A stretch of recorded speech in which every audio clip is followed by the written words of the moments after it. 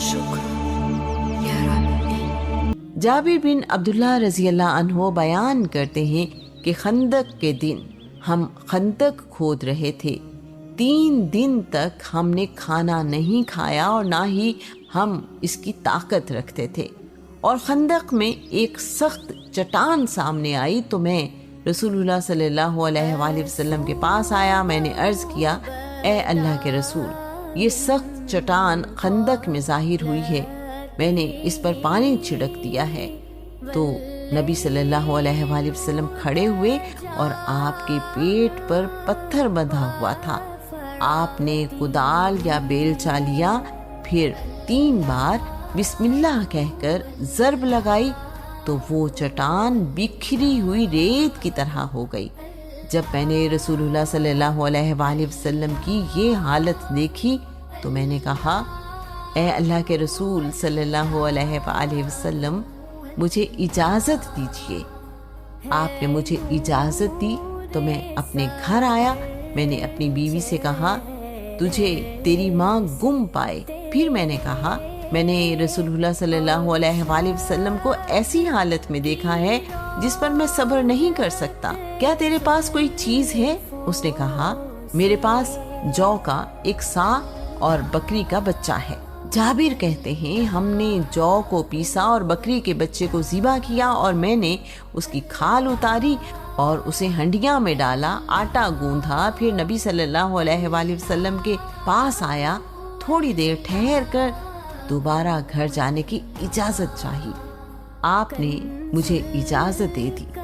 میں گھر گیا تو میں نے دیکھا کہ آٹا تیار ہو گیا ہے، تو میں نے اسے روٹیاں پکانے کا حکم دیا اور ہنڈیا کو چولہے کے 3 پتھروں پر رکھا۔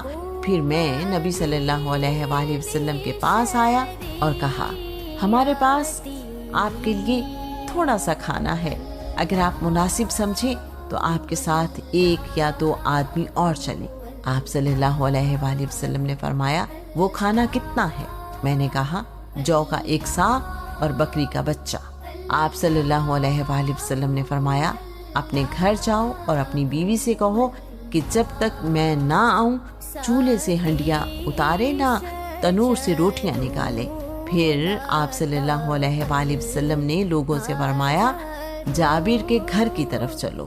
جابر کہتے ہیں کہ میں ایسا شرمندہ ہوا کہ اللہ ہی جانتا ہے۔ میں نے اپنی بیوی سے کہا، تجھے تیری ماں گم پائے۔ رسول اللہ صلی اللہ علیہ وآلہ وسلم اپنے تمام صحابہ کو لے کر آ رہے ہیں۔ اس نے کہا، کیا نبی صلی اللہ علیہ وآلہ وسلم نے تجھ سے پوچھا نہیں تھا کہ کھانا کتنا ہے؟ میں نے کہا، پوچھا تھا۔ پھر اس نے کہا، اللہ اور اس کے رسول زیادہ جانتے ہیں، تم نے تو آپ صلی اللہ علیہ وآلہ وسلم کو وہی بتایا جو ہمارے پاس تھا۔ کہتے ہیں، پس میرے دل سے گھبراہٹ دور ہوئی اور میں نے کہا، تو سچ کہتی ہے۔ نبی صلی اللہ علیہ وآلہ وسلم تشریف لائے اور اپنے صحابہ سے فرمایا، ہجوم نہ کرو۔ پھر آپ صلی اللہ علیہ وآلہ وسلم نے تنور اور ہنڈیا کے لیے برکت کی دعا کی۔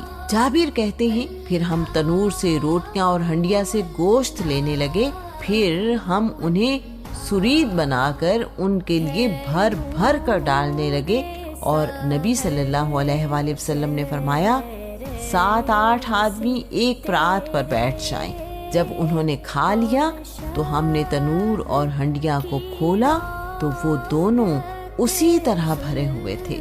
ہم اس طرح کرتے رہے، جب ہم تنور اور ہنڈیا کو کھولتے تو ہم اس کو اسی طرح بھرا ہوا پاتے، حتیٰ کہ سب مسلمان سیر ہو گئے اور کچھ کھانا باقی بچا ہوا تھا۔ تو ہمیں رسول اللہ صلی اللہ علیہ وآلہ وسلم نے فرمایا، عام لوگ بھی فاقے سے ہیں، تم خود کھاؤ اور لوگوں کو بھی کھلاؤ۔ بس ہم اس دن اسی طرح کھاتے اور کھلاتے رہے۔ ایمن کہتے ہیں کہ جابر نے مجھے بتایا وہ 800 تھے، یا اس نے کہا کہ وہ 300 تھے۔ ایمن کہتے ہیں کہ میں نہیں جانتا کہ انہوں نے 800 کہا یا 300۔ سنن دارمی حدیث نمبر 43۔